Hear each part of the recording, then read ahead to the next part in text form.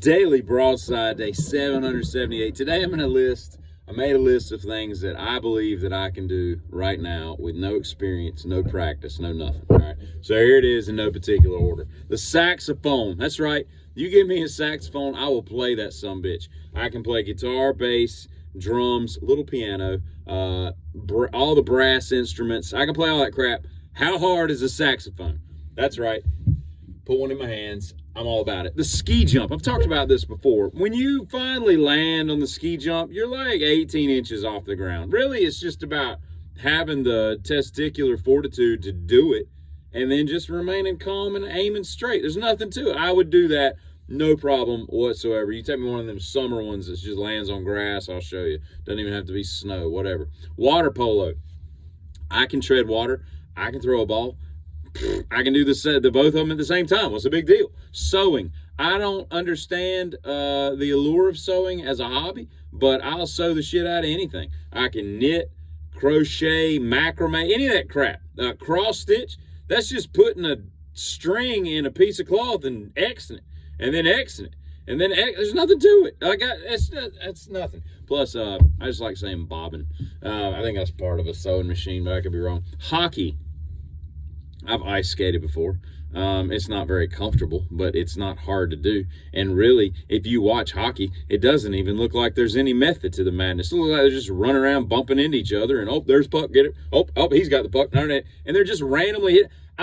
It's hard to see the skill involved. I'm sure there's some there. I'm just saying, I feel like I could play hockey on at least an amateur level in like some kind of a rec league or something like that. Today, all right. Ice climbing. I've mountain climbed before.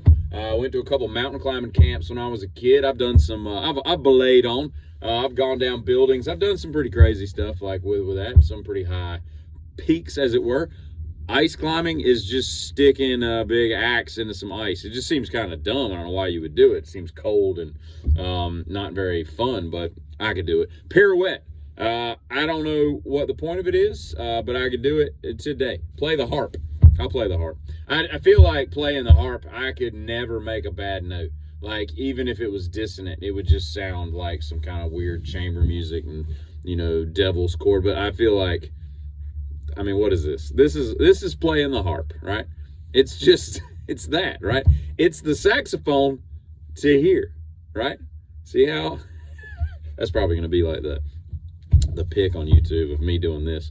But yeah, anyway, wheel gymnastics. If you don't know what that is, you can look it up. I watched The Toy when I was a kid. Richard Pryor did it on the Wonder Wheel. I can do it on wheel gymnastics. Chinese ribbon dancing. I'm there. I don't even understand how that's even a sport, because anything you do just looks acrobatic, So land a plane, totally feel like I'd land a plane. And the bigger the plane, the easier it is to land. Helicopter, pretty sure I'm comfortable doing that. Pull back, left, right. I'm not going to Kobe down into the mountains. I'm going to try to land that son of a bitch. I have all the reason in the world right here to land it safely. So why wouldn't I? Landing a plane. Plus, I feel like in a cockpit, by the way, I think a safe cockpit is called a sterile cockpit, if I'm not mistaken. That's an odd word to choose. But I feel like a cockpit has too many buttons as it is. I bet you if there's 1,000 buttons in that cockpit, there's probably like 897 of them that you would never even, like, I don't remember what that does from flight school. That's because no one uses it. That tells you the ambient temperature around the wheel cylinder. Why do I care about that? You know what I'm saying? Like, so all I need is you tell me my speed, my altitude, and my pitch or something like that, and I'll just rocket that thing in there and just right down into LaGuardia or Ronald Reagan or Dulles. He's an asshole. I should look into Dulles. He's a piece of crap. Appalachian Trail, pretty confident I could just backpack the entire Appalachian Trail. I'm not saying I would do it in record-setting time, but I watched a documentary one time of somebody who did the whole thing. I think it was a female. It's been a long time. And there's some rocky passes up there in the northern part, but it's just walking. It's just one foot in front of the other, and you get there, okay? You're like Terry Fox, the guy with like one leg that walked across Canada a couple times. You just do it. You just put one foot in front of the other, and you do it. The bobsled. I feel like the bobsled is easy, and I feel like even if you turn it over and wreck it, You're still going down the hill at breakneck speed, so you're still succeeding. You're still bobsledding. You're just doing it upside down. And that tube, all you just duck your head so it doesn't rip your head off, and you're good, right? And while we're at it, luge. Luge is just a bobsled without the torpedo part. You're just a little bit more exposed, and if you're a little scared, just back off the throttle a little bit. Just slow down. Just hit the brake. I'm sure there's some kind of braking system there. How hard could it be? I mean, damn. It's plus you got those other 7 idiots behind you in the bobsled to kind of lean back. You're in that bobsled and you're like, left brake or right brake, and they can kind of coach you. I just feel like it would just be something fairly easy to do. Steeplechasing. I've ridden horses a few times. You feel like you're going 812 miles an hour and you're just at a small gallop. It's fascinating. But I've had one jump on me, or whatever they do, where they stand up, rear back, and then take off for a little bit, and you hold on for dear life.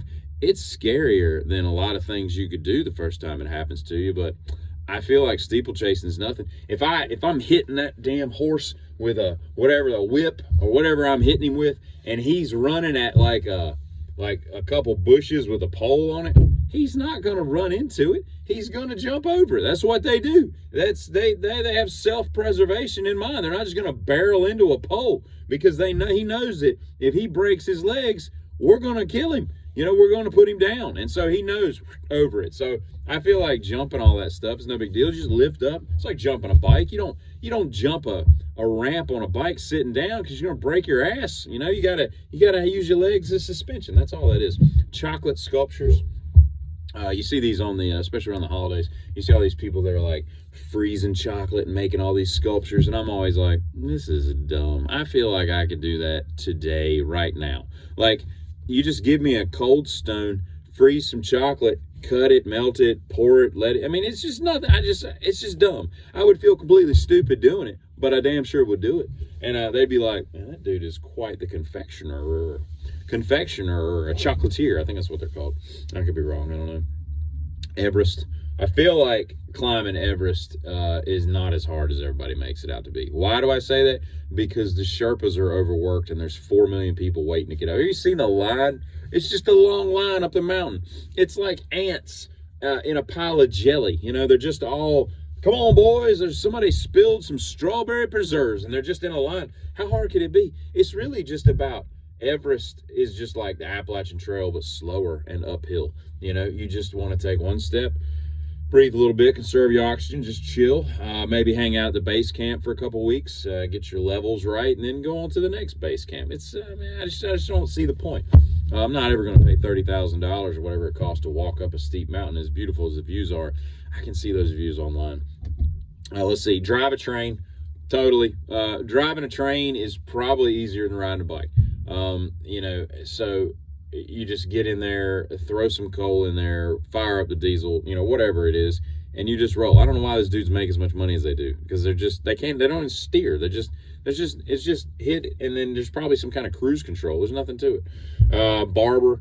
I feel like I could be a barber like today, without any kind of barbering school. Barber school is like 9 months or some crazy shit in this state. I don't think that's necessary. I think you just go in there and I could just whip out a fade right now. You know what I mean? I feel like I could last two here. I feel like I could direct a movie. I got a vision for things. I'm creative. I could see things, and I've watched enough movie to understand what Kubrick was thinking. I could channel some Kubrick and some Scorsese and some Wes Anderson. You know what I mean? Some Coen brothers. I've seen enough that I feel like I could do it. And the last thing is, I could run a register like right now. Like, you could run me in any grocery store, and I'll just bloop, bloop, bloop, broccoli, 2704, weigh it, chimp. I've bought enough food in my life. I feel like I could just run a register, no problem. So there's that. Plus, have you ever noticed that, like, all the ladies that run the register at just grocery stores, if they're over like 40, they've all got some kind of tattoo on their arm, and it's usually some kind of like watercolor or like a rainbow or a little bird from school, whatever. Anyway, kidding.